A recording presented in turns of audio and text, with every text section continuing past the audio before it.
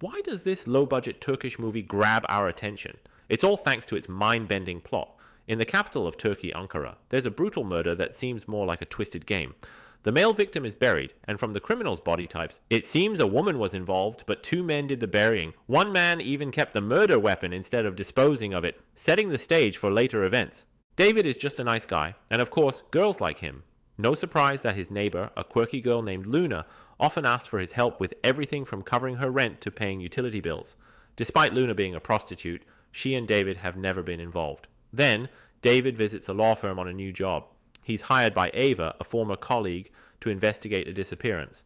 A month ago, the son of Ava's longtime nanny, James, went missing. The distraught nanny is ready to quit her job of over 20 years to find her son, leaving Ava in a bind with newborn twins. Ava offers David $5,000 to find James and even connects him with a cop. David accepts without hesitation, but under the condition to resolve it within 10 days. After speaking with the nanny, who insists James is well behaved and lacks enemies, making his disappearance all the more puzzling, David is intrigued. The nanny's daughter Lisa suddenly returns and claims James isn't as innocent as he seems, then leaves abruptly. Before David departs, the nanny gives him a gold bracelet, showing her desperation for her son's return. David is left wondering why Lisa seems unconcerned about her brother. Next, David heads to the barbershop where James worked, looking for any potential enemies, but comes up empty. However, he learns that James was close with the local pharmacist. When David visits the pharmacy, the owner reacts violently to James's name and kicks David out, marking him as a prime suspect. Excitedly, David calls Ava with the news, but before he can share it, he's kidnapped and taken to a basement where the local Mafia boss awaits him. To David's surprise, his kidnappers don't want to stop his investigation, but instead warn him. If he finds James, he must inform the Mafia boss immediately, or face severe consequences. Confused by their connection to James, David is now sure of one thing. James's sister, Lisa, wasn't lying. James is probably bad news, and even the Mafia boss is searching for him. So, David decides to dig deeper into James's background, starting with Lisa. But then an awkward truth comes out. Lisa is actually the mistress of Ava's husband. David promises to keep this secret, but urges Lisa to disclose more about her brother. Stubborn and rebellious, Lisa doesn't reveal anything and leaves abruptly. With no other leads, David starts following the pharmacist, leading him to an abandoned building. The pharmacist's men catch David, but instead of harm, the pharmacist offers a warning. James is not a good man and is involved in trafficking women to parties every Thursday. He even gives David the license plate number of the driver associated with James. Now, with a lead in hand, and it being Thursday, David spots the car but not James. Meanwhile, the Mafia boss, wary of David's intentions, has Blackbeard following him to ensure he doesn't double-cross them. As the days pass, David meets with Ava at a restaurant to discuss the case's progress. Instead of Ava, his ex-wife shows up, bringing back a flood of painful memories. David's ex-wife was once part of a loving marriage with him until a fraud charge and her betrayal turned his life upside down. She left David, aborted their child, and married a rich man, shattering David's trust in love.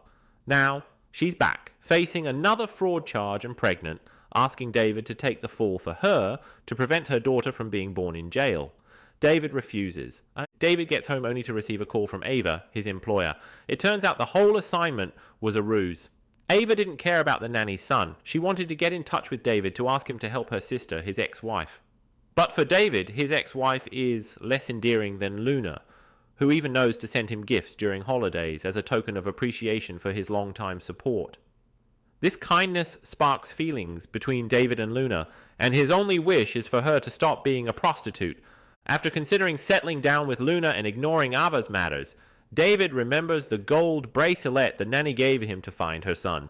This indicates James's disappearance is real and not a fabricated story for Ava. With his kind nature, David decides to continue his investigation, leading to a new discovery and subsequently 2 murders. The pharmacist is shot dead, and the driver transporting girls dies in a supposed accident. Clearly, someone is silencing witnesses to stop David's inquiry. Just when the case seems to be going nowhere, James's sister, Lisa, finds David and hands him James's phone, which was left behind before his disappearance.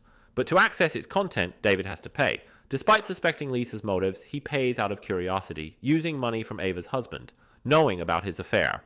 Upon checking the phone, David is shocked. It contains close contacts with someone named X, and reveals James as a cross-dresser with close ties to the Mafia boss. Most shockingly, there's a horrific video that seems to be a secret recording of the gruesome game from the film's beginning. David concludes that James likely disappeared because of this video, but why would such an incriminating phone end up with Lisa? He confronts her again. Under pressure, Lisa reveals the truth. She resents her brother James for introducing her to Ava's husband, thinking he'd set her up with a respectable man, only to find herself involved in terrifying games, like the one in the video. She tried to negotiate with Ava's husband for information, but failed. This means Ava's husband is well aware of the entire situation. Armed with this new information, David confronts Ava's husband for the truth.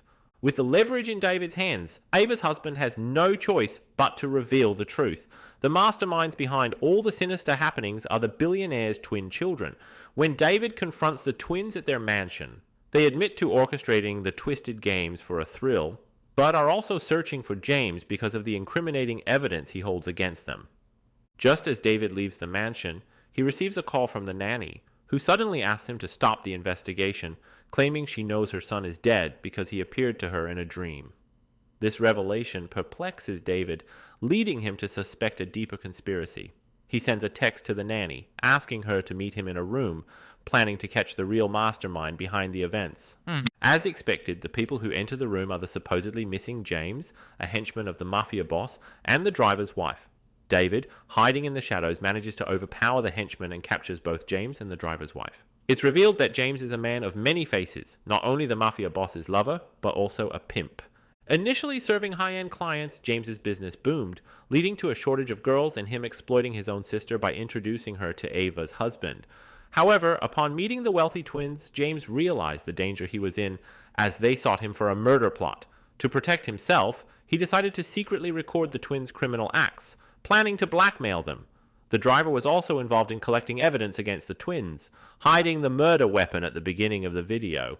The plot thickens when James, intending to keep all the blackmail money for himself, hires the Mafia boss's henchmen for $50,000 to kill the driver and silence everyone connected to the crime.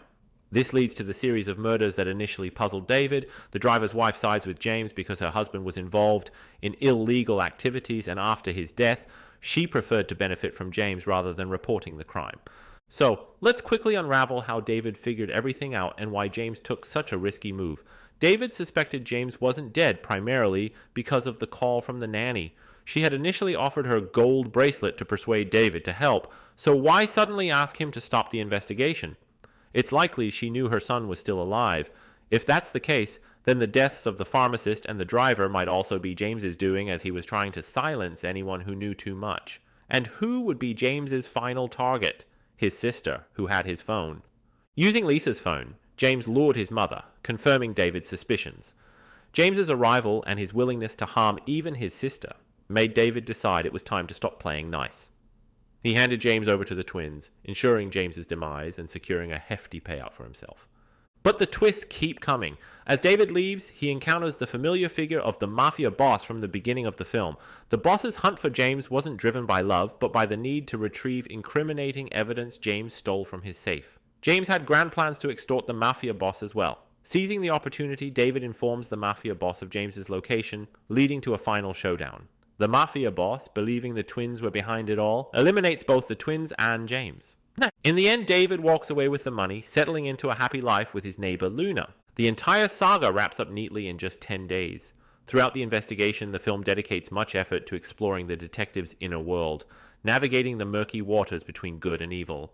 The detective, once naive, has become weathered by life's trials. Far from being a saint, many of his actions blur the lines of morality and law.